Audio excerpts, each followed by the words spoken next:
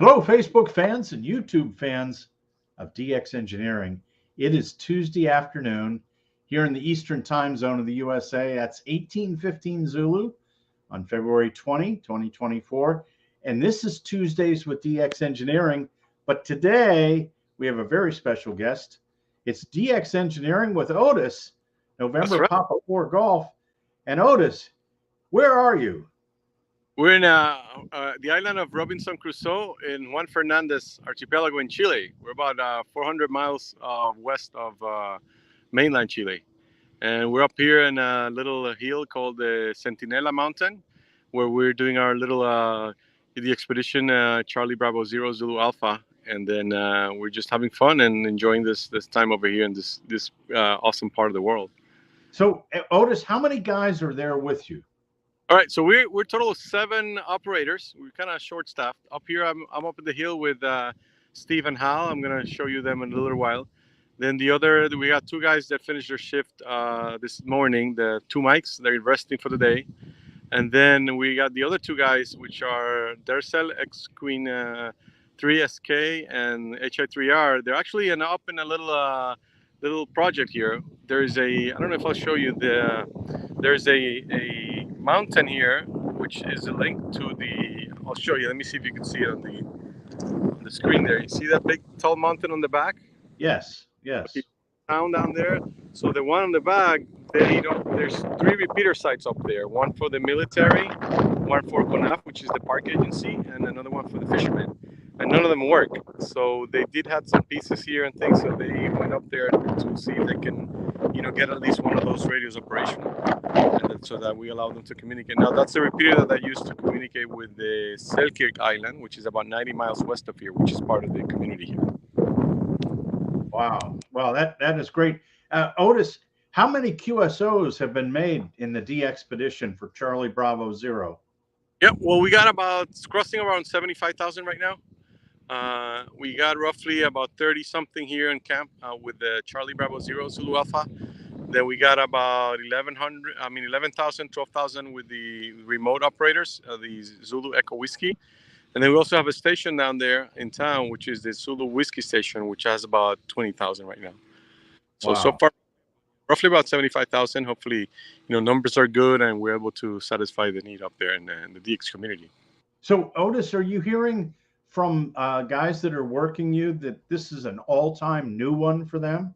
Absolutely. I mean, right now I was working yesterday afternoon on 20 phone in the general portion, and they were all like new ones. We were the first, new call signs that we're recording.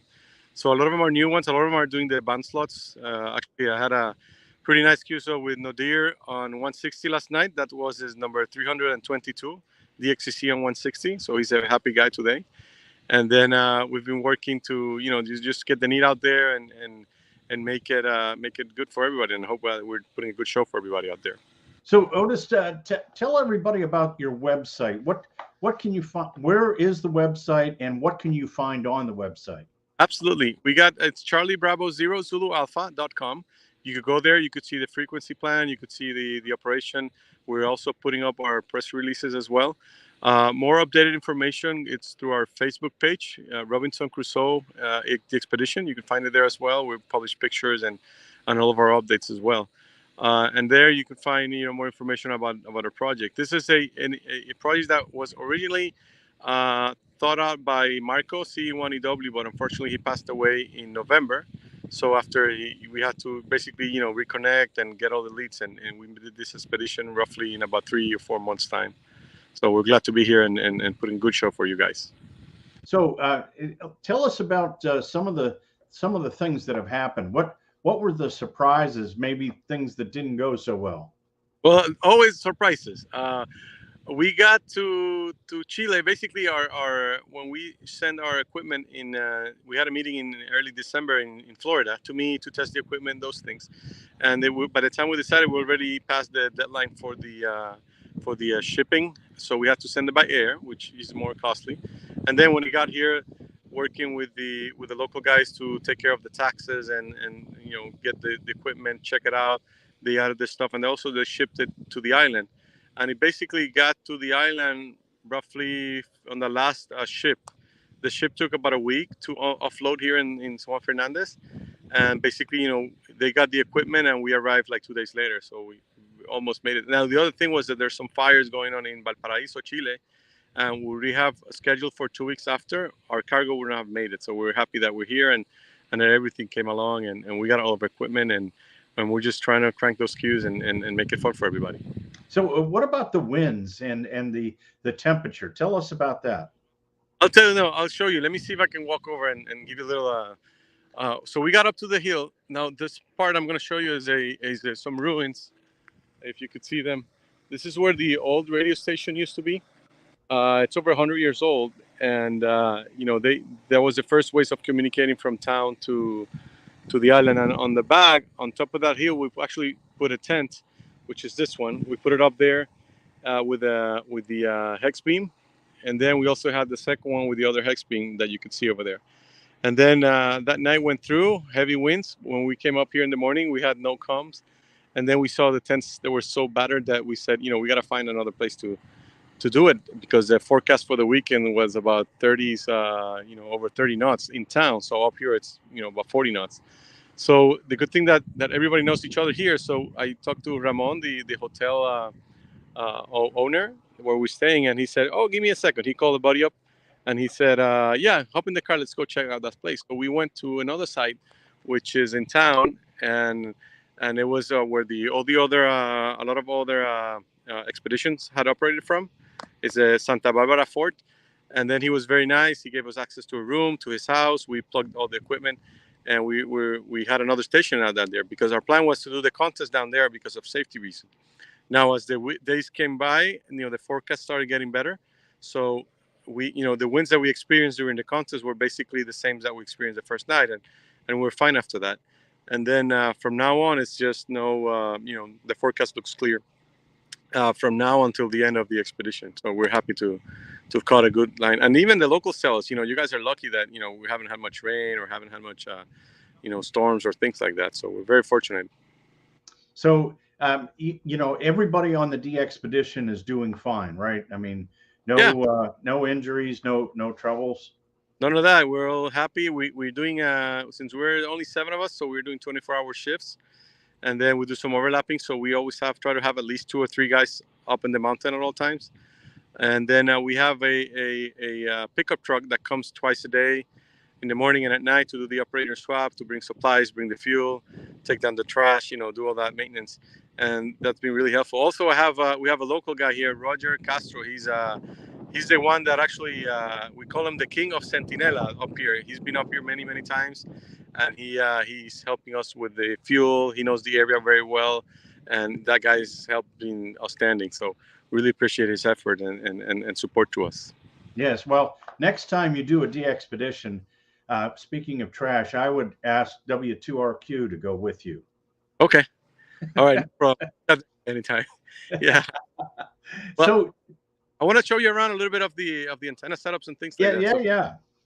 So this is the first tent. Here we have guys operating phone right now. Let me go here and you can say hello to them. November 59. We got Hal over here. We got Steve. We're trying to crank up some queues. November 59. And then let me show you some of the antennas that we have. The hex beam, which is a 6 to 20, which is up in this corner. Okay. And then we have the big boy, the 160/80 antenna.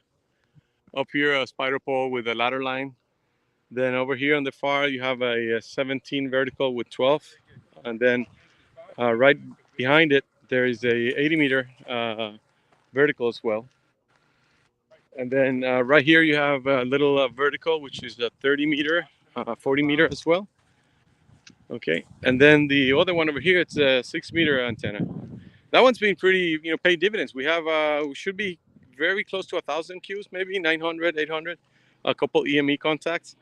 We actually, with the storm of the weekend, the antenna came off, and we had to cut a little bit of the mast. And thanks to Roger, we told him what to do. He went there, he got the plates, he fixed them up, and then we got it back online. So we're gonna be doing some more 6 meters.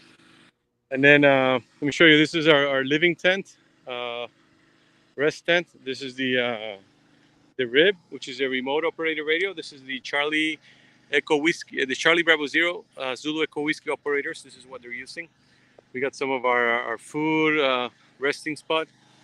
And then over here we have, you see that white thing on the back? That's their vertical antenna for the rib. And then this is our 6-meter station over here, where we kept the radios and where we're gonna be doing some of this stuff. So it's a nice, nice area, and it's a beautiful place. Well, that's really cool, Otis, and thanks very much for showing us how their W8HC and also Steve N2IC. Just wanted in the chat room, Dino, he worked you 160 through 10, nice. And 6 meters would be a nice QSO for Dino, and also Scotty Meyer, Scotty is part of our DX engineering team. He's out in Nevada today, Kilo Golf 9 Zulu, X-Ray Echo 2 Zulu Zulu from Mexico, and Addie is on from England, Germany 6 Alpha Delta, all-time new one, working the Charlie Bravo 0 Zulu Alpha. And Don, Whiskey Juliet 3 United, made SSB contact with Charlie Bravo 0 Zulu Alpha early this morning. That's an all-time new one for Don. WA4 Mike Oscar Mike, and good luck with the trip home. We want to make sure you guys arrive safe. Also Whiskey 7 Hotel United and Papa Uniform 2 Oscar November X-Ray is on from Brazil. And Tom, November Yankee 0 Victor, thanks for the new one. No joy in 6 meters, and but 1,000 QSOs, Otis. That's really good. I think we're up 30, 40 EME contacts, and then 6 meters for every opening. We're there. I mean, whenever we see some TEP over Europe and Africa, we always get ready that evening. And we had some nice 6 meters to Japan as well. And the ones actually, surprisingly, the ones that have not gotten the best are to the North America. We only had very few of those, but Europe has been very consistent on 6, and as well as JA. So there's some hope. Go ahead. We'll get you. Good. Mark, November 4 Bravo Charlie Delta is still looking for you. And our friend Gary, W9 X-Ray Tango, hope to work you on 160. Thanks for the 40-meter contact. And our friend Wayne, who is with the DX Engineering sales team, thanks for the new one on 80 meters, FT8. Champ is on Echo 21 from Thailand. And he was it was great for Champ to work Charlie Bravo 0 Zulu Alpha. And good for supporting the local community there with your help. And here's Jerry and Val, probably still down in Florida. And thanks for all bands, 160 through 6 meters. 6 meters was a new one for WB9Z and NV9L. And our friend Brian, W7JET, got them on 160 meters. Ernie, Alpha Delta 5 Mike Delta, thanks for the QSO on 6 meters. A good signal into Brownsville, Texas. Safe travels from Kilo Alpha 8 Golf India Mike.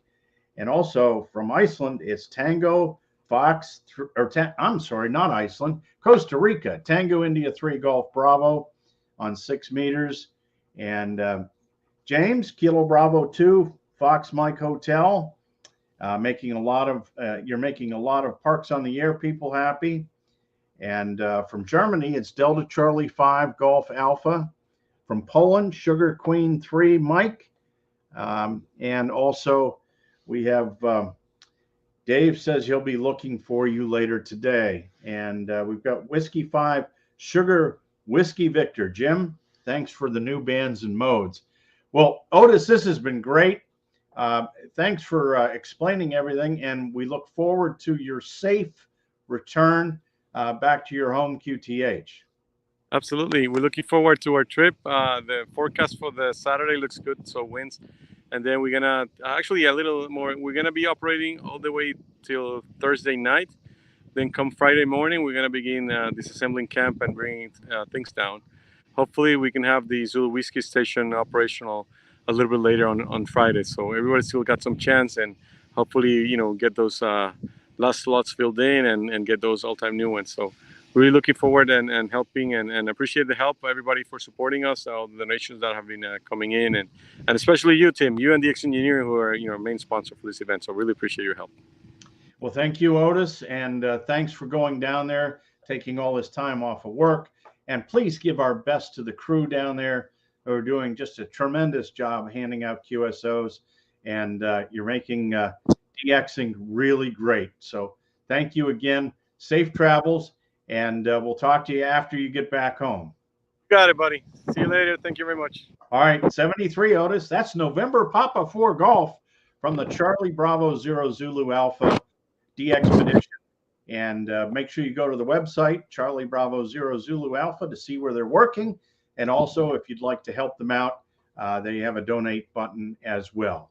And thanks to all of you for watching today. I hope you had fun with another DX Engineering DXpedition. Until next time, 73 from DX Engineering.